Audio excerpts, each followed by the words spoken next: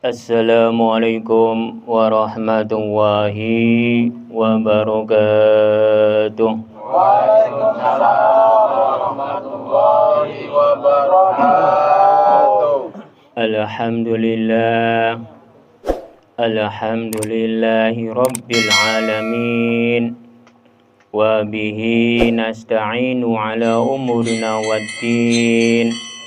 Wassalatu wassalamun asrafil minal anbiya'i wal mursalin wa ala alihi wa sahbihi ajma'in.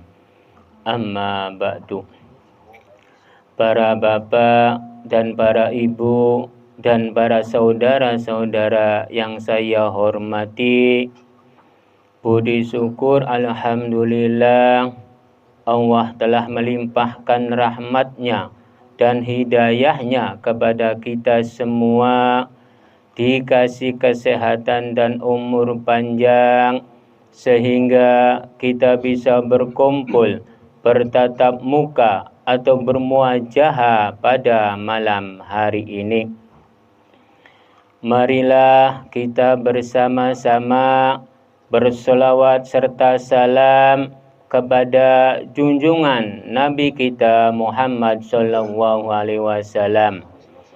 Marilah kita bersama-sama tingkatkan keimanan kita, ketakwaan kita kepada Allah Subhanahu wa taala. Marilah kita bersama-sama pada malam hari ini kita mengucapkan puji syukur alhamdulillah. Pada malam hari ini dikasih barokah dari Sang Pencipta. Memang pada malam hari ini hujannya lebat. Hujan-hujan itu barokah dari Sang Pencipta. Karena hujan-hujan itu dibutuhkan oleh semua orang. Karena hujan itu mendatangkan barokah, khususnya orang pertanian, khususnya orang-orang yang membutuhkan. Jadi pendapat-pendapat hujan ini ada yang menyenangkan, ada yang kurang menyenangkan. Pada malam hari ini tuan rumah khususnya, tuan rumah ini hujan ini kurang berkah karena dia merasakan entarnya bagaimana, entarnya jamiahnya bagaimana, bisa hadir atau tidak. Tentang jamiah, tentang hujan. Kalau hujan itu dipastikan barokah. Kalau tentang jamiah, ini maknanya ujian-ujian dari keimanan, keyakinan jamiahnya. Pada malam hari ini malam Rebo, gilirannya di Bapak Syahid. Puji syukur alhamdulillah para jamiah tahlil walaupun hujannya lebat tetap datang. Berarti para jamaah jamiah tahlil ini keyakinannya kuat, keinginannya kuat, dan pendiriannya kuat. Mau datang untuk menghadiri, untuk menghormati terhadap Bapak Syahid. Bapak Syahid ini mengucapkan banyak-banyak terima kasih terhadap para jamaah tahlil. Karena bisa hadir dan bisa menghadiri dan bisa menghormati di dalam jamiah tahlil ini. Pada malam hari ini jamiah tahlil akan mengadakan tausiah. Pada malam hari ini tausiahnya yang berbunyi sodako. Sodako ini entar dibahas di dalam kitab Panceng Urip Sejati Urip dan kitab Nurjati. Pada malam hari ini membahasnya di dalam kitab Nurjati, dan kitab Pancarong Urip Sejatine Urip. Yang dibahas pada malam hari ini pada Jamiat Tahlil giliran Rabu ini yaitu sodako. Sodako maknanya di dalam kitab Nurjati dan di dalam kitab Pancarong Urip Sejatine Urip. Soja perso itu ing diri umat manusianya. Dal jaberda, dal kecil ajaroba saking Gusti Allah. Qab jabar ko ucapannya. Lalu ha itu maknanya nyata. Jadi kita semua ini sedang membahas di dalam soja berso. Soja berso ini maknanya ing diri umat manusianya. Ing diri umat manusianya itu tergantung umat manusianya. Karena sod itu sopo wonge. Soja berso ing diri umat manusianya. Jadi pada malam hari ini tergantung sopo wonge ing diri umat manusianya. Diuji pada malam hari ini hujannya lebat sekali. Semenjak habis maghrib sampai sekarang baru terang benderang. Ini ujian-ujian untuk kita semua ini. Tapi dengan tekad yang kuat, dengan keyakinan yang kuat, dengan kesungguhan hati untuk menghadiri di rumahnya Bapak Syahid, kita semua ini bisa hadir karena keyakinan-keyakinan dan kesungguhan-kesungguhan hati ingin hadir di rumahnya Bapak Syahid. Pada malam hari ini kita semua ini sedang diuji oleh Sang Pencipta. Apakah keimanan, keyakinan kita ini kuat atau tidak? Di dalam sod jaberso ing diri umat manusianya itu tergantung umat manusianya penilaian-penilaiannya. Kalau yang menilai itu sangat mudah. Menilai orang itu sangat mudah. Apakah penilaiannya itu A atau B? Penilaiannya warnanya apakah biru, merah, hijau, atau kuning, itu terserah umat manusianya menilainya tentang apa. Karena di dalam sod itu sopo wonge, soja berso ing diri umat manusianya. Jadi ing diri umat manusianya itu tergantung umat manusianya tentang penilaian-penilaian terhadap orang lain. Yang paling mudah itu menilai orang lain. Kalau menilai dirinya itu paling sulit. Karena penilaian-penilaian itu yang paling mudah umat manusia. Tapi kalau menilai dirinya itu paling sulit. Contohnya menilai orang, si A kurang baik, si B baik, si A yang paling baik, si B yang kurang baik. Itu tergantung umat manusianya penilaian-penilaiannya. Warna pun tergantung umat manusianya. Apa yang mau diwarnai? Apakah merah, hijau, kuning, hitam, atau putih? Itu terserah umat manusianya. Itu penilaian-penilaian umat manusianya itu semuanya semu. Tidak ada yang hakiki, hak yang pasti. Karena umat manusia di dalam dunia ini perjalanannya itu semuanya dua. Kadang baik, kadang tidak. Yang paling mudah menilai orang itu orang umat manusianya, menilai diri orang lain. Tapi yang paling sulit menilai dirinya sendiri. Kalau kesalahan-kesalahan orang lain cepat diungkapkan. Tapi kalau kesalahan-kesalahan dirinya itu diumpetkan atau disembunyikan oleh dirinya supaya orang lain itu tidak tahu. Padahal Allah itu Maha tahu. Allah itu maha melihat tentang perbuatan-perbuatan umat manusia. Jadi penilaian-penilaian umat manusia itu semuanya semu. Penilaian-penilaian yang hakiki, hak yang pasti itu adalah Gusti Allah. Karena di dalam Ain-Hin ing satuhune pangeran kang berhak, yang menghaki itu hakiki, hak yang pasti itu adalah Gusti Allah. Apakah orang ini baik, apakah orang ini tidak. Jadi kebaikan-kebaikan orang, kejelekan-kejelekan orang yang dinilai oleh orang, itu semuanya semu, itu semuanya tidak pasti. Yang pasti itu penilaian-penilaian dari Gusti Allah, atau Sang Pencipta, atau Gustine, atau Tuhannya. Bukan penilaian-penilaian dari umat manusia.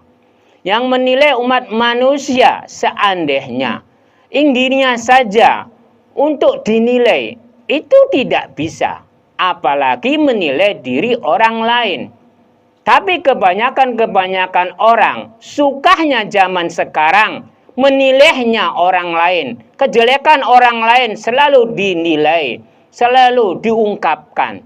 Tapi kekurangan-kekurangan ing dirinya, kejelekan-kejelekan ing dirinya disembunyikan, diumpetkan. Itu kata bahasa Cirebonnya. Jadi semuanya penilaian-penilaian umat manusianya itu adalah semu. Kalau kita semua ini pasrahkan saja penilaian-penilaiannya terhadap Sang Pencipta atau Gusti Allah atau Tuhannya. Karena di dalam kitab Nurjati semuanya yang menilai hakiki hak yang pasti tidak akan robah itu adalah dari Gusti, bukan dari umat manusia. Karena di dalam dal jaberda, di dalam dal kecil, ing manusianya aja robah saking Gusti Allah. Bila umat manusianya perjalanan-perjalanannya tidak robah dari Gusti Allah, dipastikan perjalanan-perjalanannya itu baik, bagus, dan mulia.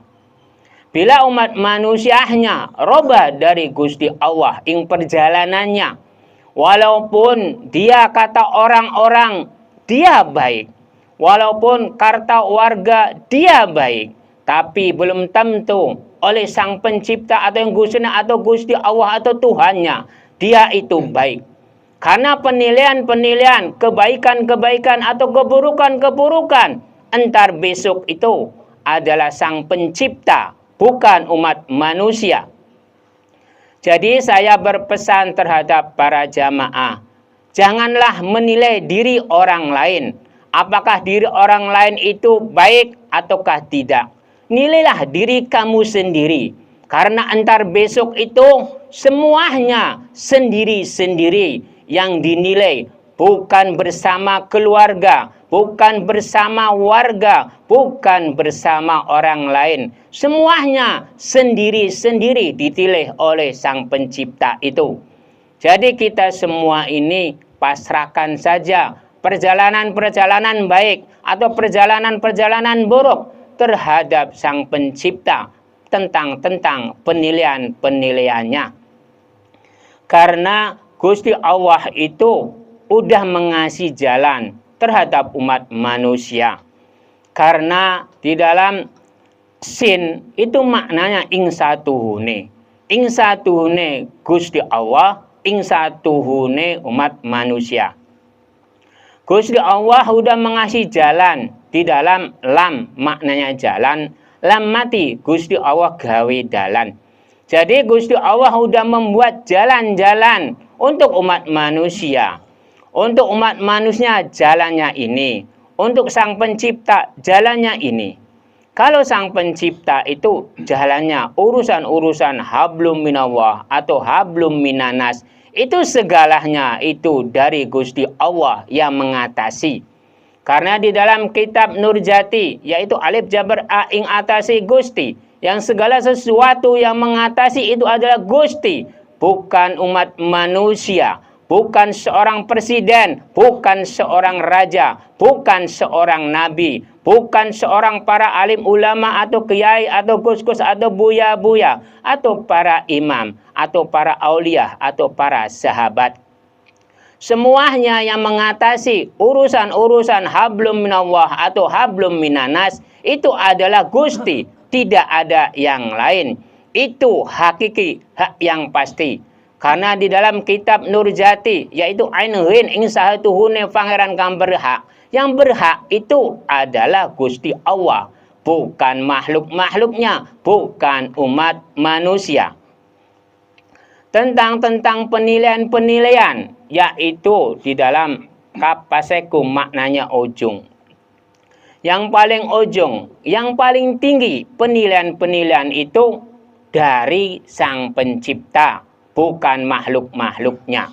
Tapi zaman-zaman sekarang, titelnya orang awam, titelnya orang ustadz, kiai, habaib, atau buya-buya, atau gus-gus, atau para imam, atau para aulia, atau para sahabat, atau nabi, bisa menjadi Tuhan-Tuhan, bisa menilai-menilai orang, bisa menilai-menilai tentang perbuatan-perbuatan orang. Padahal yang menilai perbuatan-perbuatan orang, yang menilai tingkah laku orang, itu adalah Sang Pencipta, bukan makhluk-makhluknya. Titel apapun tentang makhluk-makhluknya itu tidak akan bisa menilai tentang perbuatan-perbuatan umat manusia, tentang imbalan-imbalan umat manusia perbuatannya. Yang lebih tahu, yang mengetahui itu adalah Sang Pencipta, bukan umat manusia. Titel apapun umat manusia itu tidak akan mampu, tidak akan bisa mengatasi tentang urusan hablum minallah atau urusan hablum minanas. Itu di dalam Dal Jaberda Ajoroba saking Gusti Allah. Lalu dilanjutkan dengan Qab Jaberko, ucapannya. Segala sesuatu umat manusianya itu tergantung ucapan-ucapannya. Karena segala sesuatu ucapan-ucapan itu umat manusia atau Sang Pencipta itu ada perbedaan-perbedaannya. Karena Qab Jaberko maknanya ucapannya, ucapan Gusti Allah dan ucapannya umat manusia. Kalau ucapan Gusti Allah itu udah dinyatakan di dalam itu maknanya nyata. Gusti Allah telah menyatakan semua tentang ciptaan-ciptaannya, tentang perjalanan-perjalanannya. Contohnya, Sang Pencipta itu menciptakan makhluk namanya manusia. Itu mengucap bahwa sayalah yang menciptakan makhluk namanya manusia. Tidak ada yang lain. Yang pertama kali diciptakan umat manusia yaitu Nabi Adam dan Siti Hawa. Nabi Adam dan Siti Hawa itu terciptanya dari 4 inti. Kalau Nabi Adam alaihi salam terciptanya dari inti tanah, inti api, inti nur, dan inti cahaya, barulah terciptanya Nabi Adam alaihi salam. Kalau Nabi Siti Hawa, istrinya atau pendampingnya, itu terciptanya dari inti tanah dan keinginan-keinginan nafsu Nabi Adam alaihi salam. Jadi ucapan-ucapan Gusti Allah itu menciptakan makhluk itu udah dinyatakan bahwa bibit umat manusianya itu adanya di diri Nabi Adam alaihi salam dan Ibu Siti Hawa. Lalu Nabi Adam alaihi salam memiliki turunan-turunan. Itu terciptanya dari keinginan-keinginan dan nafsu Nabi Adam alaihi salam dan Ibu Siti Hawa. Jadi bahan kita semua ini ada di diri kita ini adalah nafsu dan keinginan Nabi Adam alaihi salam dan Ibu Siti Hawa. Tidak ada yang lain.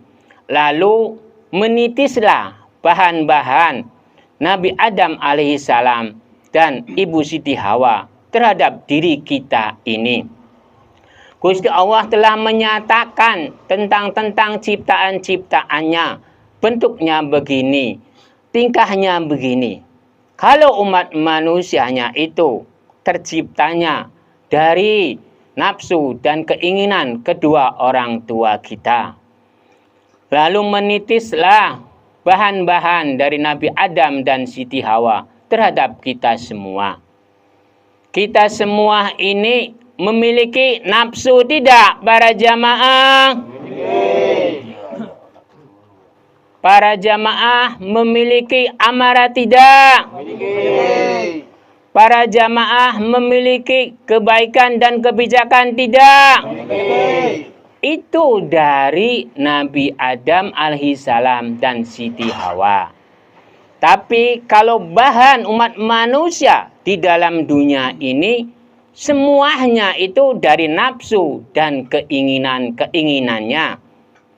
Kita semua ini terciptanya dari nafsu dan keinginan kedua orang tua kita. Terciptalah kita ini. Lalu digabung dengan bahan Nabi Adam alaihissalam dan Ibu Siti Hawa. Jadi bahan-bahan itu udah terbentuk di dalam diri kita. Keinginan-keinginan umat manusia itu tidak ada ujung pangkalnya. Benar atau tidak, para jamaah? Benar. Lalu, nafsu umat manusianya itu tidak ada batas-batasnya. Benar atau tidak, para jamaah? Benar. Karena umat manusianya itu, bahannya itu dari keinginan dan nafsu Nabi Adam dan Siti Hawa. Lalu turun ke kita semua. Kita semua ini terciptanya dari nafsu, keinginan kedua orang tua kita. Terciptalah kita ini. Jadi dasar-dasar bahan umat manusianya itu di dalam kitab Pancong Urip Sejatine Urip itu adalah dari nafsu dan keinginannya. Itu udah dibuktikan oleh Sang Pencipta itu di dalam hak. Hak itu makna nyata. Udah dinyatakan oleh Sang Pencipta itu. Jadi kalau udah dinyatakan, dipastikan seluruh umat manusianya itu tentang nafsu, tentang keinginan, itu tidak ada batas-batasnya, tidak ada ujung pangkalnya, nafsu dan keinginan umat manusianya itu. Karena itu dari bahannya. Kalau bahan Nabi Adam alaihissalam itu terciptanya dari inti tanah, inti api, inti nur, dan inti cahaya. Inti api itu amarah, inti tanah itu nafsu, inti cahaya itu kebaikan, inti nur itu kebijakan. Jadi keempat inti ini di diri para jamaah ini ada atau tidak, para jamaah? Ada. Dipastikan ada, karena kita semua ini turunan-turunan dari Nabi Adam alaihissalam dan turunan dari kedua orang tua kita. Kedua orang tua kita ini menginginkan diri kita ini dari nafsu dan keinginan kedua orang tua kita. Barulah tercipta diri kita ini. Yang pertama kali bahan umat manusia hadir di dalam dunia ini, yaitu hidup pertama kalinya umat manusianya itu di dalam dunia, yaitu berada di dalam lingkaran wujud alam rahim. Gusti Allah menciptakan umat manusia itu yang pertama kali itu adanya di alam rahim. Lalu disempurnakan oleh Sang Pencipta itu, lalu keluar dari alam rahim itu. Bahan di dalam alam rahim itu adalah cairan, getih, daging, lalu sifat bentuk manusia. Keempat bulan itu dibentuk sifat bentuk manusianya. Lalu oleh Tuhan, oleh Allah atau ing saking Gustine atau Tuhannya. Lalu dikasih roh. Roh itu milik Gusti. Kalau jasad umat manusianya itu milik alam. Bila umat manusia udah mati, apakah ada yang kembali para jamaah? Tidak. Tentu tidak. Karena rohnya udah dipanggil oleh Sang Pencipta. Lalu jasadnya itu dikubur di alam kubur. Di alam kubur itu tergantung ingkawitannya, tergantung perbuatan-perbuatan di dalam dunianya.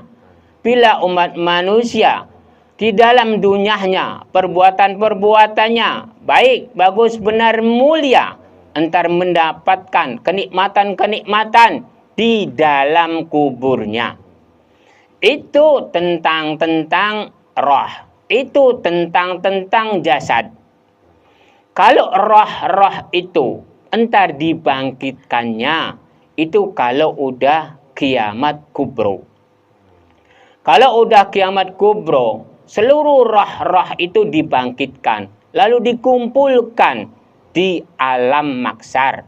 Kalau udah kumpul di alam maksar, lalu disuruh melewati alam pertimbangan. Kalau udah melewati alam pertimbangan, barulah adanya surga dan neraka. Cuman saya yang membingungkan zaman-zaman sekarang, umat manusianya itu udah mengetahui tentang surga, udah mengetahui tentang neraka. Padahal surga neraka itu belum dibuka. Entar dibukanya kalau udah kiamat kubro. Tidak ada kehidupan-kehidupan di dalam dunia ini. Bila ada orang yang bisa mengetahui tentang surga, tentang neraka, jangan dipercayai 100%. Karena alam-alam itu belum dibukakan semua. Karena orang yang udah mati itu tidak ada yang kembali. Saya yang membingungkan seperti itu.